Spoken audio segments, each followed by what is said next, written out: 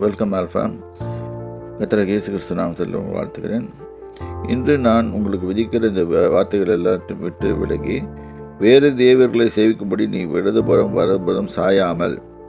அப்போ நம்மளுக்கு ஒரு மனசில் ஒரு இது இருக்குது, வேறு தேவர்களை சேவிக்கிறது. எப்படி சேவிப்போம்? இப்போ கொஞ்ச நேரத்துக்கு முன்னால் படித்தோம், கடன். இது ஒரு சில இடத்துல கடைகளில் கூட போட்டிருப்பாங்க, கடன் அன்பை முறிக்கும் போட்டிருப்பாங்க.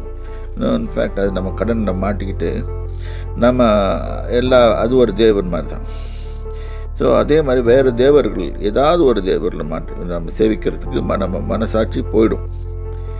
ஏதாவது ஒரு சப்போஸ் சில பேருக்கு தங்களுக்கு கோபத்தை கட்டுப்படுத்த முடியாது, ஈகோ இருக்கும், அந்த ஈகோவை கட்டுப்படுத்த முடியாது. அது ஒரு இது சில பேர் தான் சொல்கிறத கேட்கணுன்றதுக்காக என்னென்னவோ பண்ணுவாங்க. இதெல்லாம் தான் ஒரு அந்நிய தேவன் மாதிரி. Always to the listening part. So இந்த இடத்துல இது சைக்கலாஜிக்கல் ப்ராப்ளத்தில் சொல்கிறேன்.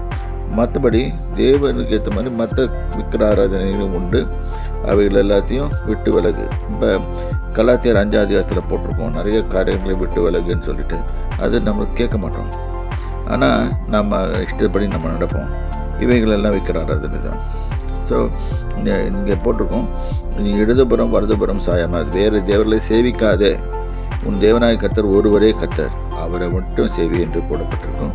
ஆகவே தேவ ஜனமே, இதை உறுதியாய் பற்றி கொள்ளுங்கள்.